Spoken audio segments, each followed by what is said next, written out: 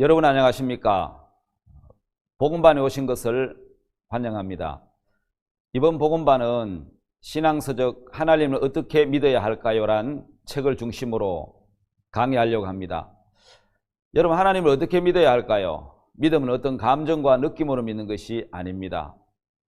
신앙이란 전등이 저절로 켜지는 것이 아니라 발전기와 전선이 연결되어서 전등이 켜지듯이 하나님과 마음이 연결되어야 믿음이 생기는 것입니다. 자, 그렇다면 어떻게 하나님과 마음을 연결시킬 수 있을까요? 우리는 이번 복음반 강의를 통해서 이 부분을 확실하게 알아보도록 하겠습니다. 먼저 우리 성경 말씀을 읽도록 하겠습니다. 창세기 1장 말씀을 한번 보도록 하겠습니다. 창세기 1장 1절부터 제가 한번 읽겠습니다. 태초에 하나님이 천지를 창조하시니라. 땅이 혼돈하고 공허하며 흑암이 깊음에 있고 하나님의 신은 수면에 운행하시니라. 하나님이 가라사대 빛이 있으라 하시매 빛이 있었고 그 빛이 하나님 보시기에 좋았더라. 하나님 빛과 어둠을 나누사 빛을 낮이라 칭하시고 어둠을 밤이라 칭하시니라. 저녁이 되면 아침이 되니 이는 첫째 날이니라. 아마 우리가 성경 말씀 가장 많이 읽은 구절이 방금 읽은 우리 창세기 1장 1절부터일 겁니다. 태초에 하나님이 천지를 창조하시니라. 여러분, 사실 이 말씀 한마디가 우리 마음에 모든 것이 들어있죠. 제가 아는 어떤 분이 교도소에서 이제 이 사상범으로 오랫동안 이 복역을 했는데 나중에 이분이 다시 이제 복권운동을 해서 이제 복권을 받았습니다만은 이분이 제게 이런 이야기를 했어요.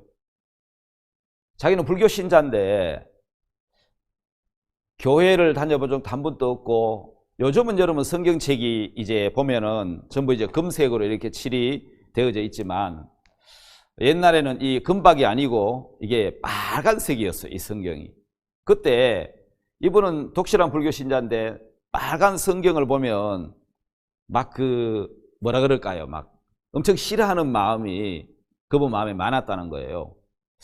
그런데 사상범으로 몰려서 교도소에서 이제 무기징역을 받았는데 그 독방에서 이 무료하게 마음의 원한을 품고 막 이렇게 고통하고 있는데 그 구석에 빨간 성경 하나가 놓여 있었다는 거예요. 근데 이분이 그 성경을 딱 보는 순간에 읽고 싶은 마음이 들었다는 거예요. 전에 같으면 하고 거리를 뒀는데 그 성경을 딱 읽고 싶은 마음이 들어서 딱 폈는데 방금 우리가 읽은 창세기 1장 1절 말씀입니다. 창세기 1장 1절 태초에 하나님이 천지를 창조하시니라 라는 말씀을 딱 읽었는데 읽는 순간에 이런 마음이 들었다는 거죠. 아니, 그래, 창조하신 분이 있으니까 이 만물이 있지. 그래, 만드신 분이 있어야 물건도 있고 만든 자가 있어야 물건도 있고 집도 있고 다 있지. 만든 분이 없는데 어떻게 있을 수가 있어? 그러면서 이 성경을 딱 보면 태초에 하나님이 천지를 창조하시니라. 이 창세기 1장 1절 말씀에서 하나님이 믿어줬다는 거예요. 여러분, 저는 그 이야기를 들으면서 하나님은 내가 믿는 게 아니고 믿어지는 것이라는 것이 정확한 표현 같아요. 내가 믿으려고 하는 게 아니고 믿어지는 것이죠. 내가 우리 아버지, 우리 엄마, 또 우리 아이들이 나나 또 엄마를 보고 믿으려고 하지 않잖아요. 믿잖아요. 믿어지잖아요. 하나님은 우리에게 우리가 믿어야 될 대상이 아니고 믿어지는 분이라는 거죠. 자, 오늘 여러분 이번 복음반 시간을 통해서 우리가 이런 말씀들에 대해서 좀 이야기를 하고 싶습니다. 오늘 제가 여러분 PPT를 통해서 한번 여러분 이제 시각의 효과를 높이기 위해서 오늘 PPT를 여러분 자주 좀 사용을 하게 될 텐데 한번 잘 봐주시길 바랍니다. 요한복음 3장 16절에 이 말씀이 있죠. 아마 여러분 대부분 교회 다니는 분들은 이 말씀을 외울 수 있을 겁니다. 한번 외워볼까요, 여러분? 창세기 3장 16절. 하나님이 세상을 이처럼 사랑하사 독생자를 주셨으니 이는 저를 믿는 자마다 멸망치 않고 영생을 얻게 하려 하심이니라. 자, 하나님이 세상을 이처럼 사랑하사 하는 노래를 옛날에 부른 적도 있어요. 자, 여러분 여기 보면은 하나님이 세상을 이처럼 사랑하사 독생자를 주셨으니 라고 말씀하셨습니다. 그럼 여러분, 우리가 예수님을 믿을 수 있도록 또 하나님이 죄인인 우리를 위해서 이처럼이라는 말씀이 무슨 뜻입니까? 독생자를 주시기까지 하나밖에 없는 하나님의 독생하신 예수 그리스도를 주시기까지 사랑하셨다는 것이잖아요.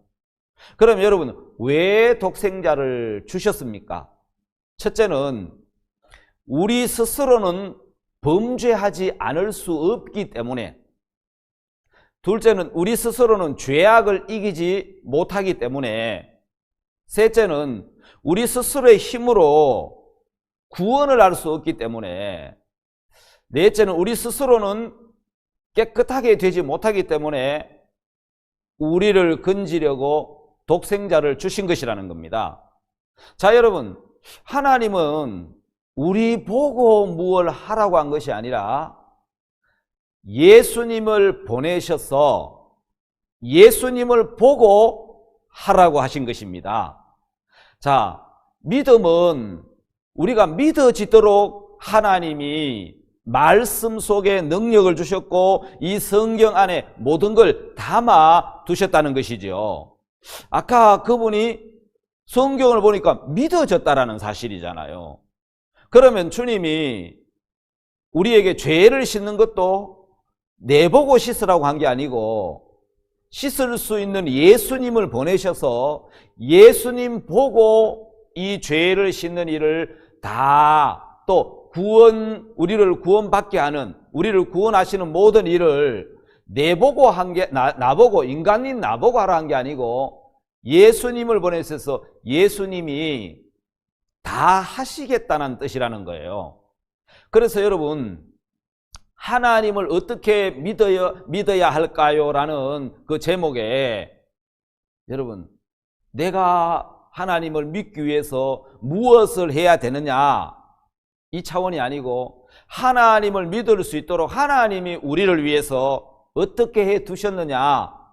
여러분, 우리 이제 이 복음반에는 내가 어떻게 할 거냐라는 말씀이 아니고 하나님이 나를 위해서 무엇을 준비해 놓으셨나, 그 부분을 우리가 살펴보도록 하겠습니다.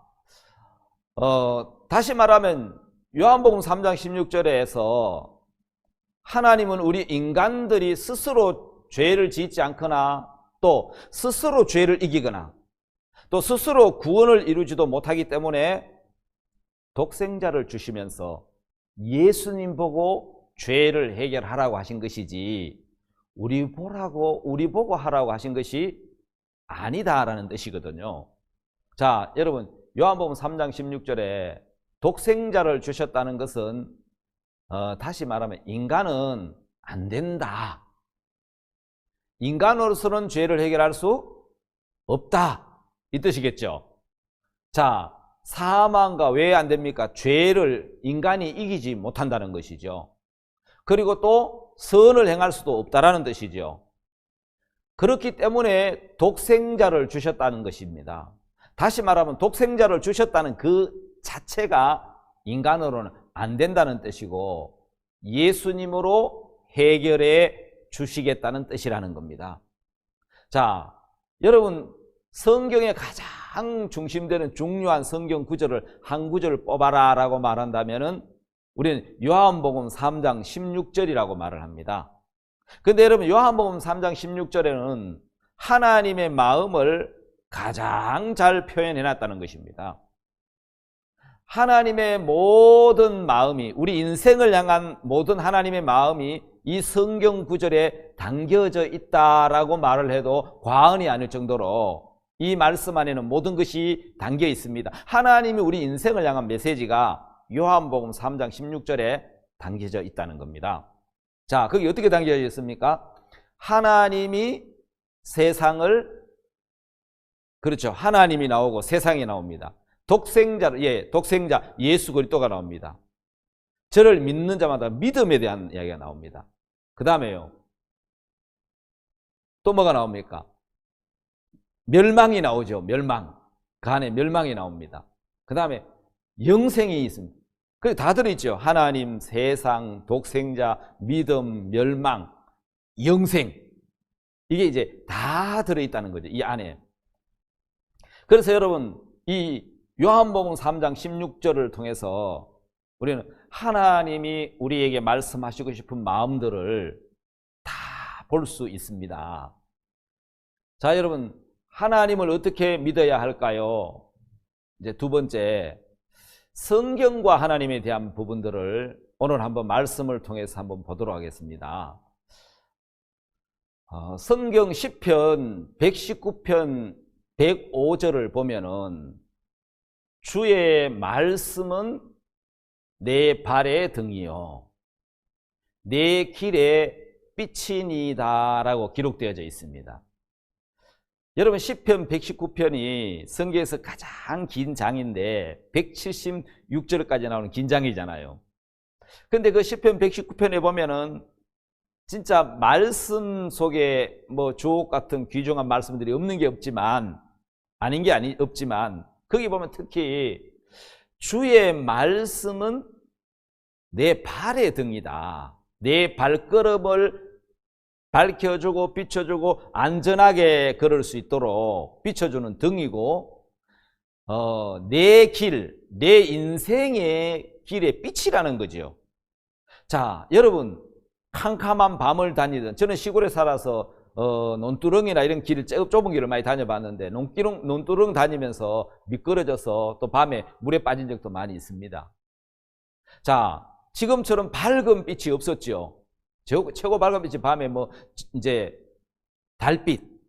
근데 여러분, 환한 빛에 여러분 걸음을 걷고 하면은 걸려서 넘어질 일이 없는 것처럼 우리 삶에 우리 마음을 비춰주고 인생을 밝게 비춰줄 수 있는 등이 있고 빛이 있다면 얼마나 우리 삶이 이제 안전하고 행복할 수 있겠느냐는 거예요.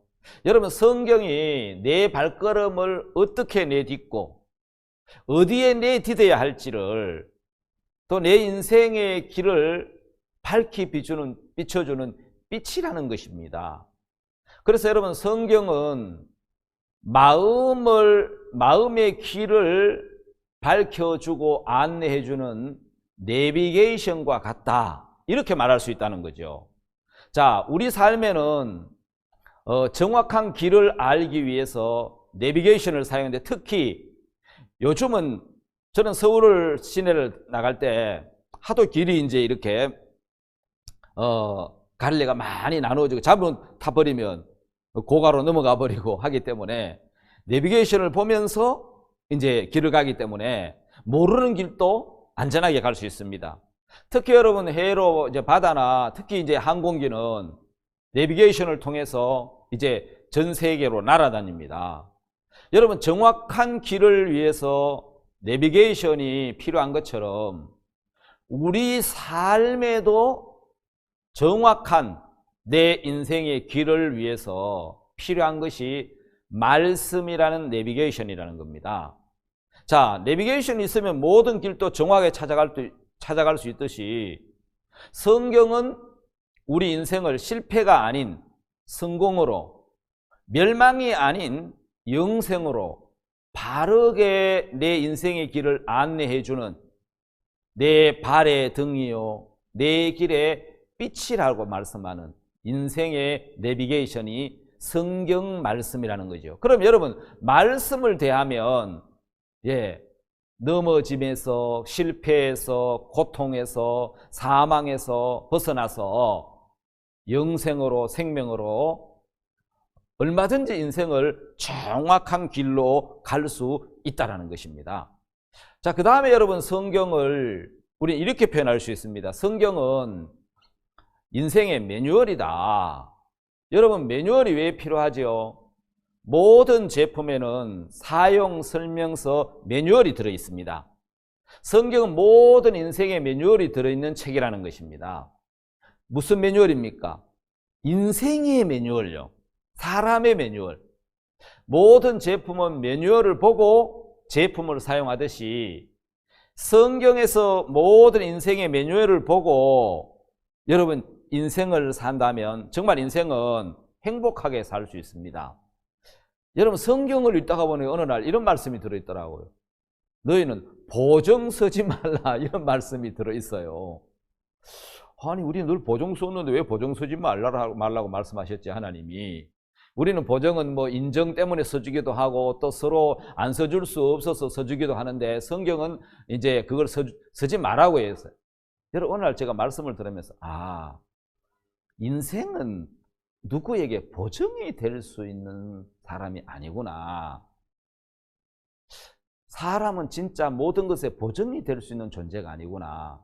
여러분 보증을 쓴다는 것은 그 사람이 해결하지 못할 때, 돈을 갚지 못할 때 내가 대신 갚아주겠다는 뜻이거든요. 그 보증은. 그런데 우리가 써주고 있는 보증은 그런 의미가 아니잖아요. 인정 때문에 보증을 안 세우면 뭐 돈을 못 빌거나 보증을 안 세우면 어떤 물건을 못 사기 때문에 네가 갚을 거라는 전제하에 보증을 써주잖아요. 근데 하나님은 진짜 보증은 뭡니까? 갚을 거라는 전제하에 보증을 써주는 게 아니고 네가 어떠하든지 네가 잘못되든지 못 갔든지 네가 어떠한지 내가 너의 모든 것에 보증이 되어 주겠다, 이런 뜻이잖아요. 그러면 진짜 인생의 삶의 보증이 될 수 있는 분은 예수 그리스도밖에, 하나님밖에 없잖아요. 여러분 모든 인생에 보증이 되어 주시는 분은 우리 주님밖에 없는데, 그래서 하나님은 너는 보증이 될 수 없어. 그래서 보증을 서지 마라. 예. 그러면 보증을 썼다는 것은 네가 잘못돼도 내가 책임진다는 뜻인데 너는 그런 존재가 아니라는 것이죠. 자, 성경은 인생의 매뉴얼에 대해서 어떻게 표현해 놨습니까? 우리가 너무 잘 아는 말씀 있잖아요. 교만은 패망의 선봉이요. 잠언에 나옵니까? 예. 그만하면 넘어짐의 앞잡이니라 라는 말씀, 여러분 많이 들어봤고 또 많이 세상에서도 많이 사용하는 말씀이죠. 교만은 패망의 선봉이라는 겁니다. 그만하면 넘어짐의 앞잡이라는 겁니다. 여러분 망하기 전에 선봉에 나타나는 게 뭡니까? 교만이라는 것입니다. 넘어짐의 앞잡이, 넘어지기 전에 앞잡이 하는 게 뭐냐면은 바로 앞잡이 역할이 거만함이라는 겁니다. 다시 말하면 인생의 교만이나 거만함은 나를 패망하거나 넘어지게 한다라는 것입니다. 그러면 여러분 교만이 들어왔다, 반드시 망한다는 겁니다. 거만함이 들어왔다, 반드시 넘어진다는 것입니다. 여러분 그러니까 이거는 매뉴얼에 그래 나와 있습니다. 우리 인생의 매뉴얼은 성경에, 여기에 이 성경에 딱 나와 있어요. 교만하면 망한다, 또 거만하면 넘어진다, 이렇게 말씀하고 있다는 거죠. 자, 여러분 그래서 성경은 자기 생각을 믿지 말라라는 말씀도 있고, 여러분 자신을 믿으면 망한다는 말이죠. 또 사람을 믿지 말라는 거죠. 신뢰하지 말라는 거죠. 하나님을 믿으라는 거잖아요. 왜요? 만물보다 거짓되고 심히 부패한 것이 사람의 마음이라는 것입니다. 그래서 성경은 하나님을 신뢰하라, 그 종 선지자를 신뢰하라, 그리하면 형통하리라 라고 말씀하시고 계십니다.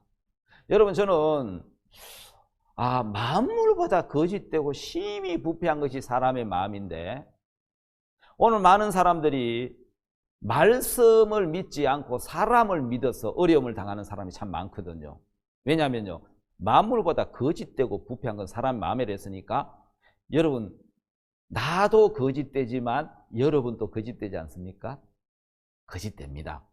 그런데 우리가 사람이 거짓되다 이렇게 보지 않고 거짓되다라고 생각하면 어떻게 믿겠습니까? 그런데 성경은 거짓되다라고 말씀하십니다. 만물보다 거짓된다고 말씀하십니다. 그리고 부패한 것이 사람의 마음이라고 하십니다. 그러면 말씀을 믿고 그 사람을 믿어야 되는데, 말씀을 배제하고 사람을 믿는 사람들은 대부분 사기를 당하거나 그 거짓에 속게 된다는 것이죠. 그래서 이 매뉴얼을 꼼꼼하게 보고 인생을 사용한다면 성경에 나오는 수많은 인생의 매뉴얼이 우리 삶을 하나님이 기뻐하는 바른 길로 이끌어 줄 거라는 거죠. 자, 성경에 나오는 수많은 인생의 매뉴얼을 알지 못하기 때문에 사람들은 또 미워하고 어려워하고 남에게 속고 사기당하고 또 고통하고 또 실패하는 삶을 살게 된다는 것이죠. 자, 여러분, 성경은 정확한 인생의 매뉴얼입니다. 여러분, 성경을 통해서 인생을 산 사람들이 많지만은 그중에 미국의 제16대 대통령 아브라함 링컨은 이야기하기를 성경을 인생의 매뉴얼로 삼은 대표적인 사람 중에 한 사람인데 그는 이렇게 이야기를 했습니다. 나는 하나님께서 인간에게 베푸신 가장 좋은 선물은 성경이라고 믿는다. 예, 노예 해방을 하고 노예 독립을 시켰던 이 아브라함 링컨, 하나님을 믿는 거듭난 사람이라고 이야기를 하지요. 나는 하나님께서 인간에게 베푸신 가장 좋은 선물은 성경이라고 믿는다. 예, 바로 이 성경이 우리 인생의 내비게이션이고 내 인생의 매뉴얼입니다. 내비게이션이 있고 매뉴얼을 알면은 아마 인생을 훨씬 복되게 살 수 있지 않을까요? 자, 그 다음에 여러분 성경에 대해 조금 더 알아보겠습니다. 성경은 인생의 모든 문제를 해결해 주는 책이다. 여러분, 성경만큼 분명하게 세상이 어떻게 창조되어졌는지, 여러분 창세기란 말씀 우리가 처음에 읽었던 창세기 있잖아요. 세상의 창조, 세상의 시작, 또 인생의 시작부터 세상의 종말까지, 또 어떻게 인생에게 죄가 들어왔는지, 어떻게 불행이 왔는지, 그리고 어떻게 구원을 받아야 되는지, 또 어떻게 영생을 얻고 영원한 세계에 갈 수 있는지, 여러분 다 기록해 놓은 세상의 유일한 책이 여러분 성경이잖아요. 세상의 창조에 보면 세상의 시작, 인생의 시작, 죄의 시작, 불행의 시작, 다 나와 있죠. 마지막에는 지구의 종말, 인생의 종말, 영원한 세계, 천국, 지옥 다 나와 있잖아요. 물론 중간에 예수 그리스도를 통한 구원의 은혜, 영원한 생명, 우리가 이 부분을 이번에 다루려고 하는 부분 중에 한 부분인데, 자, 성경은 그래서 세상의 유일한 책이라고 이야기를 하죠. 그래서 사람들은 성경 앞에 덜을 붙인 더북이라 그러죠. 이거는 이것밖에 없는 거죠. 사실은 책은 뭐밖에 없습니까? 성경밖에 없습니다. 성경만이 책입니다. 진짜 책입니다. 나머지는요, 잡지고요. 정확하게 이야기하면은 이 하나님의 말씀 성경은 인간에게 무엇을 줍니까? 요한복음 5장 39절. 여러분 한번 읽어볼까요? 요한복음 5장 39절을 한번 찾아서 한번 읽어보겠습니다. 여러분, 우리가 성경을 언제든지 말씀을 찾고자 하면 찾을 수 있는 이 성경을 우리가 가지고 있다는 것도, 이것도 얼마나 복된 것인지 모릅니다. 요한복음 5장 39절에 보면은 한번 읽어보겠습니다. 요한복음 5장 39절. 너희가 성경에서 영생을 얻는 줄 생각하고 성경을 상고하거니와 이 성경이 곧 내게 대하여 증거하는 것이로다. 여러분, 성경에서 무엇을 얻느냐 하면요, 성경에서 영생을 얻는 것입니다. 성경은 죄를 씻어주고 영생을 얻게 해주는 하나님의 말씀이라는 겁니다. 오늘 많은 사람들이 성경을 여러 부분에 유익되게 유용하게 말씀을 읽고 사용을 하지만 성경의 가장 핵심적인 부분이 너희가 성경에서 영생을 얻는 줄 생각하고 성경을 읽거니와 이 성경이 곧 내게 대하여, 여기 내게 대하여라는 것은 예수 그리스도에 대한 기록이라는 겁니다. 물론 요한복음 5장에 말할 때 성경은 구약 성경을 이야기하고 있습니다. 왜냐하면 구약 성경 전체가 오실 예수 그리스도를 말씀하고 있는 거니까요. 그 다음에 이제 신약 성경 오신 예수 그리스도를 말씀하고 있잖아요. 그래서 여러분, 성경은 우리 마음에 예수 그리스도를 통해서 우리 마음의 죄를 씻어주고 영생을 주는 말씀이다. 여러분, 디모데후서 3장에는 또 어떤 말씀이 있습니까? 그것도 한번 찾아볼까요? 디모데후서 3장 15절 16절 3장 15절 16절에 보면은 또 네가 어려서부터 성경을 알았나니 성경은 능히 너로 하여금 그리스도 예수 안에 있는 믿음으로 말미암아 구원에 이르는 지혜가 있게 하느니라. 16절 같이 한번 읽어봅시다. 16절 시작. 모든 성경은 하나님의 감동으로 된 것으로 교훈과 책망과 바르게 함과 의로 교육하기에 유익하니. 자, 여러분 그 17절도 맞아 읽을까요? 이는 하나님의 사람으로 온전케 하며 모든 선한 일을 행하기에 온전케 하려 함이니라. 예, 좋습니다. 이 성경을 보면 너무너무 놀라운 것이 성경은 능히 너로 하여금 그리스도 예수 안에 있는 믿음으로 말미암아 구원에 이르는 지혜가 있게 하느니라. 예, 성경을 통해서 여러분 예수 그리스도 안에 있는 믿음으로 말미암아 구원에 이르는 지혜가 있게 한다는 거예요. 우리는 여러분 복음을 누가 전해줘서 복음을 깨닫도록 하나님이 만들어 놨습니다. 그런데 드물게 하나님이 성경을 통해서 말씀을 통해서 성령의 역사로 복음을 깨닫는, 예, 우리 목사님도, 예, 박 목사님도 이 말씀을 통해서 죄가 다 영원히 씻어지게 이제 깨달아졌다는 거예요. 여러분 복음을 전해서도 깨달아지지만 성령이 들었던 말씀에 역사를 하셔서 또 복음이 깨달아지도록 하시더라. 자, 근데 이 성경이 능이라고 표현했습니다. 능히 너로 하여금 그리스도 예수 안에 있는 믿음으로 말미암아 구원에 있는 지혜가 있게 한다. 자, 여러분 모든 성경은 하나님의 감동으로 된 것으로 의로 교육하기에 뭐하다 그랬습니까? 유익하다. 그래서 하나님 사람으로 온전케 하고 모든 선한 일을 하기에 온전하다. 그 말씀이죠. 자, 또 여러분 이 성경은 우리에게 무엇을 줄 수 있습니까? 성경은 우리 육체와, 예, 육체의 병뿐만 아니라 마음의 병을 고쳐주는 능력이 있는 거예요. 이 말씀이. 여러분 우리가 아프지만 나았다는 간증도 들어봤고, 우리는 말씀 안에 수없이 많은 간증을 들으면서 이 말씀은 육체의 병과 마음의 병까지 고쳐주는 능력이 있다는 걸 우리는 말씀을 통해서 알게 됐습니다. 자, 이제 여러분 성경에 대해서 오늘 좀 알아봤는데요. 이제 그 다음은 우리 인생에 대해서 한번 살펴보도록 하겠습니다. 여러분, 사실 여러분 이 말씀을 짧은 시간 안에 우리가 다 이야기할 수는 없지만 한 파트 나누어서 한번 복음화 말씀을 진행해 보도록 하겠습니다. 여러분, 하나님은 우리 인생에 대해서 어떤 길을 인생이 거쳐야 할지, 인생이 거쳐야 할 4가지 집에 대해서 말씀을 하고 있습니다. 여러분, 그 첫 번째가 모든 사람은 태어나야 여러분 존재할 수 있잖아요.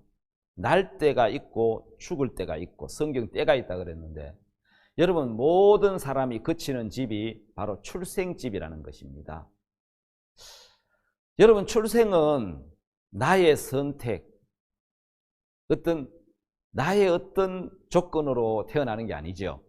내가 남자로 태어나지 여자로 태어난지 내가 결정한 게 아니고, 내가 한국에 태어날지 다른 나라에 태어날지, 내가 어떤 부모에게 태어날지 이거는 내가 결정해서 태어나는 게 아니겠죠. 부모에 의해서, 하나님의 선택에 의해서 우리는 출생집을 거쳐 이 땅에 태어나 있는 거죠. 자, 그 다음에 여러분 출생집이 있고, 그 다음에 인생에는 잔치집이 있습니다. 자, 모든 사람들이, 여러분 전도서 7장 2절에 보면은 초상집과 잔치집에 대한 말씀이 나오는데요. 거기에는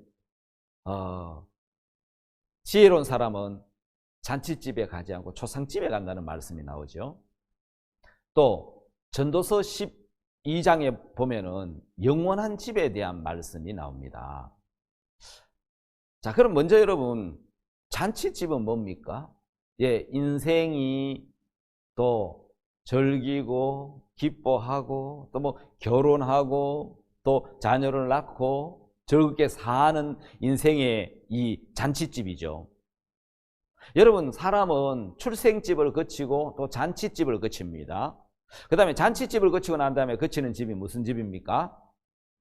예, 너무 빨리 가는 것 같죠? 초상집입니다. 한 번 태어나면 누구든지 다 어디로 가야 되는 겁니까? 다 삶, 죽음이라는 문턱을 넘어가야 되는데, 지혜로운 사람은 초상집에 간다는 말씀은 인생의 결국을 본다는 거죠. 잘 살았든 못 살았든, 어떤 권세를 가졌든 못 가졌든, 뛰어났든 뛰어나지 않았든, 행복했든 불행했든 어떤 사람도 다 거쳐야 되는 집이 초상집이죠. 초상집. 저는 어릴 때 이제 초상을 치르는 걸 시골에서 자주 봤는데, 그 어른들이 이제 상여를 메고 이렇게 가잖아요. 이제 가면 언제 오나 이렇게 가는데, 그때는 그냥 떠거덩는 재미로 따라다녔는데, 나중에 보니까 그 이제 인생이 가고 마지막 가는 그 인생의 길을 메워가면서 어른들이 이렇게 구슬프게 이렇게 이제 또 뭐 고고락한 노래를 부르면서 이렇게 가는 걸 봤는데, 여러분, 한 번 태어난 것은 사람에게 정하신 것이라 그랬습니다. 근데 마지막에 심판이 있다는 것이, 하나님이 한 번 태어났고 마지막 사람은 마지막에 죽는 것 정해져 있고, 그 이후에 뭐가 있냐, 한 번 죽는 것은 정하신 것이라 그랬죠. 그 다음에 죽고 난 다음에 뭐가 있다고 해서 심판이 있다고 이야기를 하는 거죠. 자, 여러분, 전도서 12장 5절을 한번 같이 읽어보겠습니다. 여러분, 전도서를 한번 찾아보십시오. 시편 뒤에 시편 잠언 전도서 12장 5절을 한번 볼까요? 전도서 12장 5절에 그런 자들은 높은 것을 두려워할 것이며 길에서는 놀랄 것이며 살구나무가 꽃이 필 것이며 메뚜기도 짐이 될 것이며 원욕이 그치린 이는 사람이 자기 영원한 집으로 돌아가고 조문자들이 거리로 왕래하게 됨이라. 여러분, 여기에 보면은 무슨 말씀이 있습니까? 원욕이 그친다는 것입니다. 사람에게 있었던 모든 욕망, 이게 이제 초상집을 거치면서 나타나는 모습이죠. 원욕이 그치고 사람이 자기 영원한 집으로 돌아간다고 표현하잖아요. 여러분, 돌아간다는 것은 무엇입니까? 이제 왔던 데서 어디로 간다는 겁니까? 영원한 집으로 돌아간다. 이때 돌아간다는 거죠. 여러분, 돌아가는 것은 왔던 곳으로 가는 것을 돌아간다고 이야기를 하잖아요. 그럼 사람은 자, 초상집을 거치고 영원한 집으로 돌아가는데 원욕이 거쳐버렸습니다. 모든 원하는 욕망이 모든 것이 거쳐져 버렸고, 이제 사람이 자기 영원한 집으로 돌아가고, 그렇게 표현해놨죠. 그 다음에 여러분 7절에도 읽어보면은 흙은 여전히 땅으로 돌아가고 신은 그 주신 하나님께로 돌아가기 전에 기억하라. 흙은 여전히 땅으로, 신은 그 주신 하나님께로. 예, 흙인 우리 몸은 땅으로 돌아갑니다. 왜? 땅에서 왔으니, 흙에서 왔으니까요. 그 주신 신은 우리의 영혼은 하나님께로 돌아간다 하잖아요. 여러분, 사람들은 죽으면 그만이지 그렇게 이야기를 합니다. 죽으면 그만 아닙니다. 성경은 죽으면 그만 아니라고 말씀하고 있습니다. 왜냐하면요, 사람은 육체라는 집안에 그릇 안에, 육체란 옷 안에 내가 있다가 이제 내 영혼이 육체라는 옷을 벗고 영원한 하나님의 나라로, 세계로 들어간다는 것입니다. 여러분, 내가 입고 있는 이 옷이 내 몸은 아니지요. 내 몸을 가리고 내 몸의 더위와 추위를 막아주는, 내 몸을 가려주는 내 옷인 것처럼 내 몸은 내 영혼의 껍데기, 껍질이죠. 그릇이죠. 그릇. 그럼 이 안에 있던 내가 이 육체를 벗는 걸 죽음이라 그러고, 육체와 영혼의 분리를 우리는 죽음이라고 이야기하는 겁니다.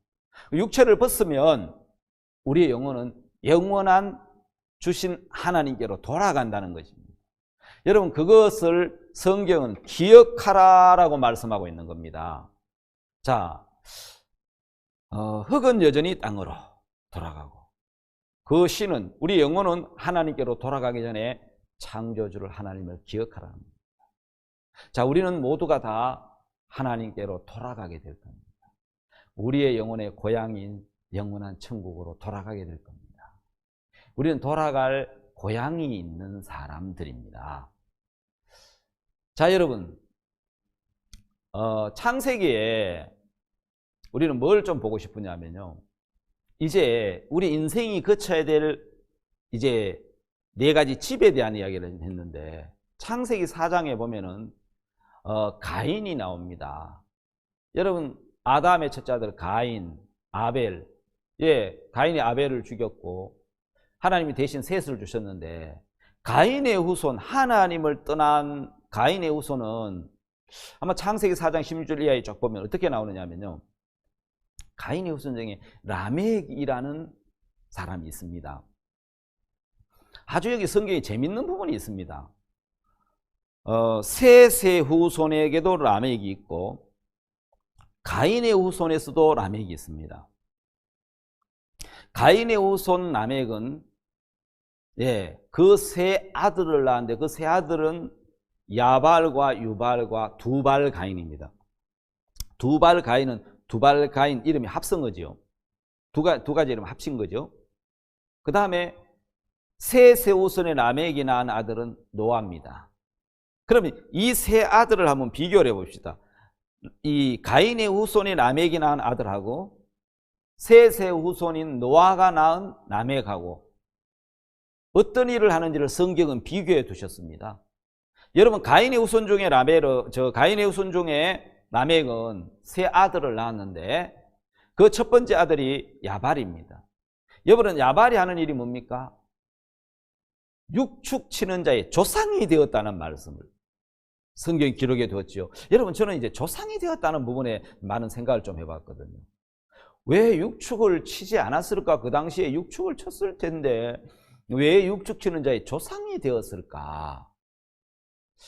수금과 통소를 잡는 모든 자의 조상이 되었다. 조상은 시작이잖아요. 조상은 그로부터 모든 것이 나오잖아요. 시작이잖아요. 그러니까 그냥 목축을 하고 그냥 여러분 먹고 사는 삶을 살았을 거라는 것이죠. 농사를, 그 당시는 여러분 육축을, 고기를 먹지 않았다면 거기 나오는 젖을 짜서 먹었을 것이고, 그것도 짐승을 이용해서 농사를 지었을 것이고 여러 가지를 했을 거라는 건데요. 그런데 조상이라고 말을 했다는 것은 무슨 의미를 갖고 있습니까, 여러분? 조상이라는 것은 시작이니까 야발 때부터 이 장막을 거하였다는 거죠. 여러분, 보통 목축업을 한 사람은 떠돌아다니면서 사는데 집을 짓기 시작했다는 거죠. 그리고 어떤 주택을 갖춰 놓고 사는 삶이죠. 그 다음에 육축을 쳐서 어떤 기업처럼 어떤 육축을 전문적으로 쳐서 의식주를 해결하는 삶을 이야기하는 겁니다. 여러분, 의식주를 해결하는 글쎄 여러분 조상, 그게 여러분 누굽니까? 바로 야발이라는 거죠. 물론 여러분 성경에 보면은 그 부분에 대해서 자세하게 나와 있는데, 요한 1서하고 연결해서 보면 이 말씀이 짝이 되는 겁니다. 요한 1서하고 한번 찾아가면서 한번 볼까요, 여러분? 그러면 같이 요한 1서 한번 찾아봅시다. 요한 1서 2장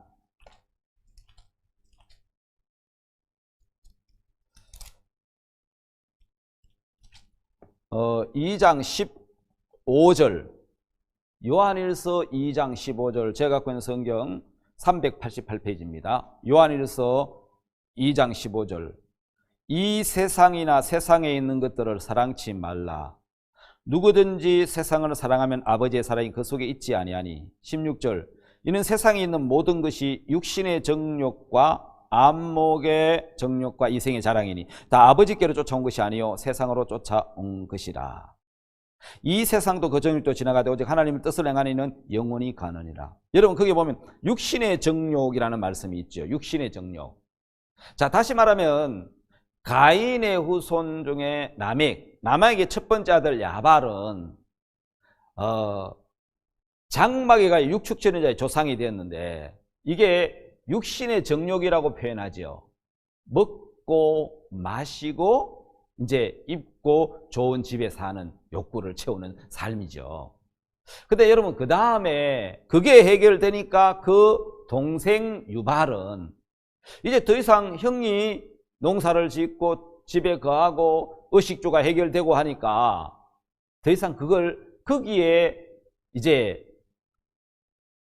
매이고 그 일을 해야 되는 게 아니고, 이제 그게 만족이, 이제 그건 다 해결됐으니까 무슨 이제 욕구가 나오는 겁니까?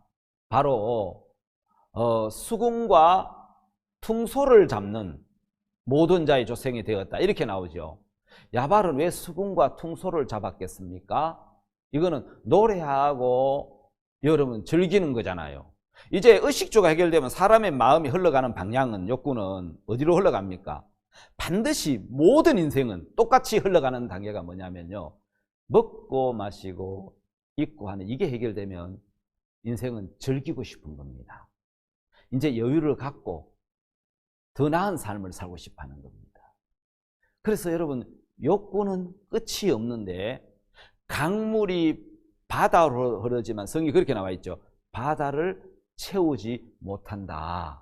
전도서 1장 7절인가 그렇게 나오죠. 강물이 바다로 흐르지만 바다를 채우지 못하는 것처럼 사람의 마음은 영을 모시고 있는 이 영원한 세계에 우리 인간의 마음, 여기에 어떤 걸 채운다 그래서 채워지겠느냐는 것입니다. 여러분, 채워지지 않는다는 것입니다.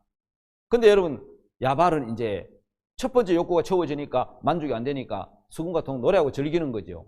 그걸 성경에서 여러분 요한일서에는 보면 안목의 정욕이라는 거죠. 보는 거죠. 노래하고 즐기고 여행 다니고, 이제 안목의 정욕이라고 말합니다. 그것을 해결했는데도 만족이 안 되면 사람들은, 두발가인은 뭘 합니까? 형들이 그걸 다 해결했는데 그래도 만족이 안 되는 거죠. 두발가인은 동철로 가격 날카로운 기계를 만들어서 뭘 했습니까? 짐승을 잡기도 하고 사냥을 하기도 하고 이제 어떤 놀이기구를 만들고 전쟁하는 무기를 만들고, 요즘으로 말하면 스마트폰도 나오고 게임도 나오고 육체의 쾌락과 육체의 향락을 쫓아가는 삶이 있잖아요. 자, 여러분 무엇을 의미합니까?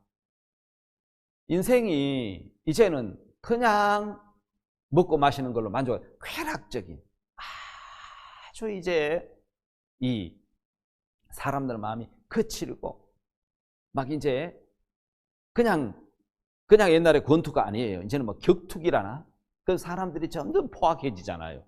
바로 이게 두발가인의 길이거든 하는 거예요. 성경은 그걸 이생의 자랑이라고 표현을 했습니다.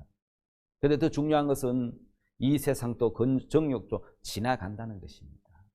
하나님의 뜻을 행하는 이는 영원히 거한다고 말씀하고 계시는 겁니다. 자, 여러분 이제 인생의 욕구는 끝이 없습니다. 아직도 내가 뭘 채우지 못해서 여러분 행복하지 않다고 생각하시는 분이 있습니까? 여러분 그렇지 않습니다. 첫 번째, 여러분 야발의 삶으로 만족하지 못하면 유발의 삶으로도 만족하지 않습니다. 유발의 삶으로도 만족하지 못하면 야발의 삶으로 만족하지 못하면 두발가인의 삶으로도 만족하지 못합니다. 왜냐하면요, 욕구는 끝이 없고 거기에 만족이 없습니다. 왜? 대저 우리의 만족은 여호와께로, 하나님께로 말미암는다고 말씀을 하셨어요.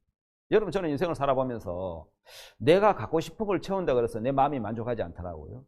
여러분 저는 어릴 때 아주 산골에서 살았습니다. 그때는 모든 것이 부족했습니다. 물품이나 먹는 거나 다 부족했습니다. 지금 제가 사는 삶을 보면 그때의 삶하고 비교가 안 되는 삶을 살고 있습니다. 그럼 그때는 만족이 없었고 지금은 채워지게 만족할까요? 그렇지 않습니다. 사람의 마음은, 제가 자주 해외를 나가보면은 우리보다 훨씬 못 사는 사람들이 우리보다 훨씬 만족하고 사는 사람들도 많이 있습니다. 그래서 여러분 사람의 마음은, 욕구는 아무리 채워도 채워지지 않는다는 것입니다. 여러분 성경에 베드로후서에 이 모든 것 이후에 성경이 이렇게 표현하고 있거든요. 인생이 욕구를 쫓아가고 쾌락을 쫓아가고 향락을 쫓고 타락하고 그 마지막에 이렇게 기록되어 있습니다. 그때 세상은 물의 넘침으로 멸망하였으되 이제 하늘과 땅은 그 동일한 말씀으로 불사르기 위하여 간수하신 바 되어 경건치 아니한 사람들의 심판과 멸망의 날까지 보존하여 두신 것이니라. 여러분, 베드로서 3장 6절에서 7절까지 말씀입니다. 여러분, 성경은 뭘 우리에게 가르쳐주고 있느냐면요, 그래, 마지막 인생이 욕구를 쫓아 사는 삶의 마지막은 노아 시대 때 물의 넘침으로 세상이 멸망했던 것처럼 이제 하늘과 땅은 동일한 말씀으로 불사르기 위해서 간수하신 바 되었다. 간수해놨다. 지금 경건치 않은 사람들의 심판과 멸망의 날까지. 여러분, 우리가 잘 알고 있죠. 노아 홍수 때 물의 넘침으로 세상이 심판을 받았습니다. 하나님은 인생의 마지막에 심판을 말씀하고 계신다는 것입니다.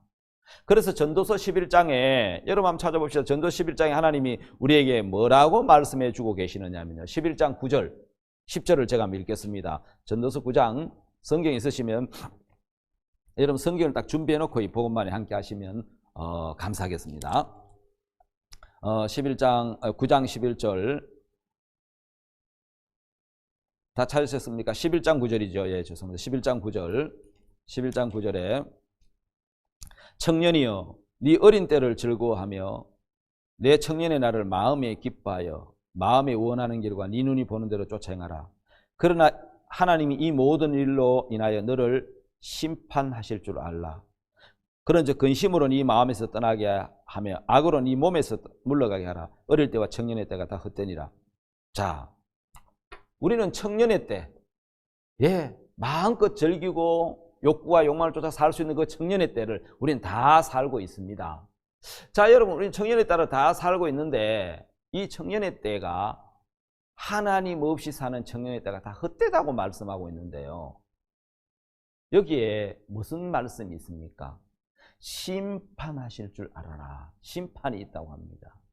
자, 물의 심판이 끝나고 이제 세상은 불의 심판이 남았겠죠. 베드로후서에. 자, 이로 말미암아 그때 세상은 물의 넘침으로 멸망했을 때 이제는요, 하늘과 땅은 그 동일한 말씀으로 불사르기 위하여 간수하신 바 되어 경건치 아니한 자들의 심판과 멸망의 날까지 보존하여 두신 것입니다. 여러분, 저는 이번 복음반 시간에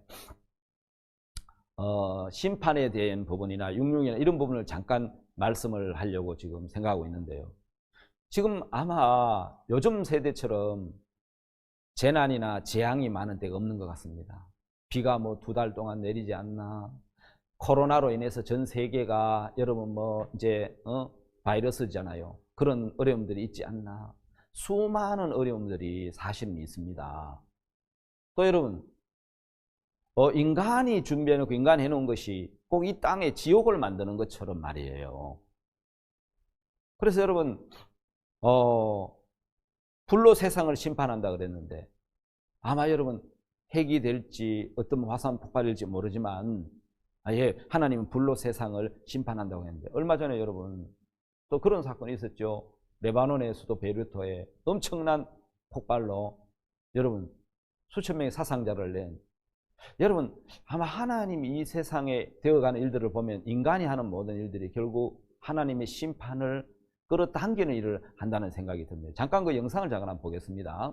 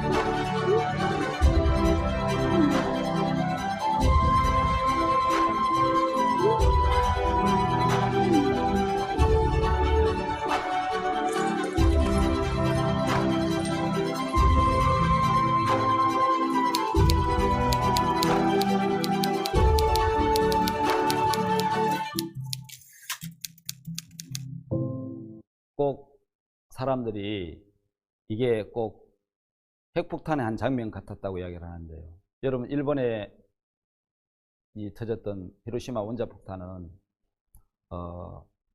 동시에 20만 명의 생명을 앗아간 엄청난 위력이었습니다.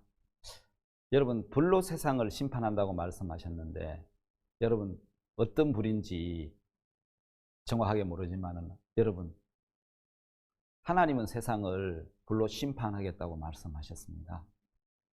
지금 이 시대를 보면은 자다가 깰 때라고 말씀하고 있고, 주님 오실 날이 참 임박하다고 다들 이야기를 하고 있습니다. 자, 그러면 우리가 어떤 주님을 맞이할 준비를 해야 되는지 이번 복음반을 통해서 한번 말씀을 나눠보도록 하겠습니다. 다음으로 이제 우리 천지 창조의 의미를 좀 알아보도록 하겠습니다. 여러분, 천지 창조에 대해서 성경은 어디에도 다루지 않는 말씀을 다뤄놨죠. 여러분, 창조라는 의미는 영원한 세계에서 한 시간계를 베어냈다라는 의미를 가지고 있습니다. 한 조각 떼낸 거죠.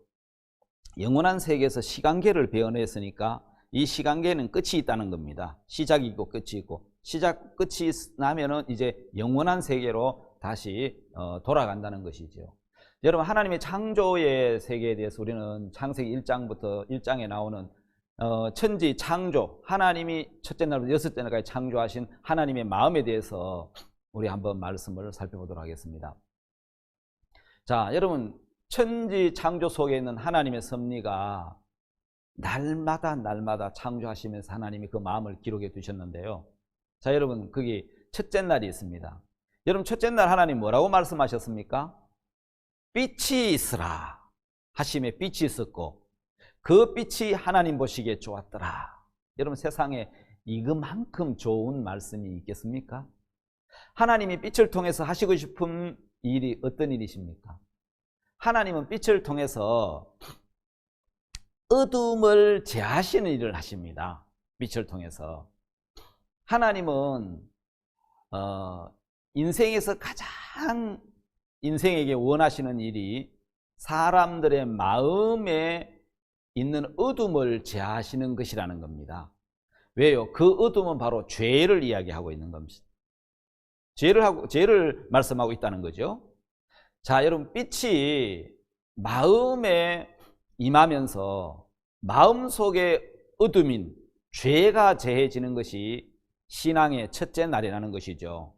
오늘 여러분, 수많은 사람들이 교회를 다닙니다. 그렇지만 이 신앙의 첫째 날이 없습니다. 여러분 다시 말하면 죄가 사해진 적이 없는, 사단에 속해 있을 때는 하나님의 어떤 일도 하나님이 우리에게 하실 수가 없는데, 자, 그것처럼 첫째 날이 없는 사람은 여전히 창세기 1장 2절과 같은 마음인 겁니다. 여러분 마음을 한번 살펴보십시오. 창세기 1장 2절에는 땅이 혼돈하고, 자, 공허하고, 그 다음에 흑암이 깊음 위에 있고, 하나님의 신은 수면에 운행하시니라 라고 말씀하고 있습니다. 자, 여러분 그러면 우리 마음의 혼돈과 공허와 여러분 삶의 질서가 잡혀져 있지 않는, 또 채워도 채워지지 않는 그 공허, 또 마음에 늘 어둠, 염려, 근심, 불신, 죄, 고통, 이 마음이 가득한 여러분 그 상태에 머물러 있는 사람, 다시 말하면 첫째 날이 없는 상태. 여러분 예수님의 십자가의 피로 모든 죄가 사해진 신앙의 첫째 날이 여러분 속에 있습니까? 자, 인간의 마음은 땅이라고 이야기를 하죠. 흙은 여전히 땅으로 돌아가고 그랬는데, 그 신은 주신 하나님께 돌아가니 기억하라고 했는데, 여러분 고린도후서 4장 6절에 이런 말씀이 있죠. 이 보배를 질그릇에 가졌으니 라는 말씀이 있죠. 보배 대신 예수님을 우리 질그릇, 흙으로 만든 질그릇, 인간의 마음에 예수 그리스도가 들어오셔서 예수 그리스도가 일을 하시면 우리 삶은 변화되고 이제 바꾸어진다는 거죠. 예수님은 사람들의 마음을 비추는 빛이십니다. 빛이 있으라 하심에 빛이 있었고, 이 말씀이 얼마나 좋은지요. 여러분 요한복음 1장 9절에 각 사람의 마음에 비추어 어둠을 몰아내는 참빛 예수 그리스도, 그분은 우리 마음의 어둠을 몰아내는 세상의 빛이십니다. 내 마음에 아직 어둠이 있다면 여러분 내 마음을 어둠을 몰아내는 빛 대신 예수님을 여러분 받아들이십시오. 그분은 세상의 어떤 밤을 밝히는 빛이 아니시고 마음을 밝히는 빛이십니다. 그분을 받아들이면 내 마음에 있는 어떤 어둠도 다 몰아내시고 내 마음의 참빛, 밝음, 기쁨, 소망, 즐거움을 주실 것입니다. 여러분 첫째 시간은 여기까지 하고 다음 시간에 또 이어서 계속 말씀하도록 하겠습니다. 여러분 말씀 전하고 수고하셨습니다. 감사합니다.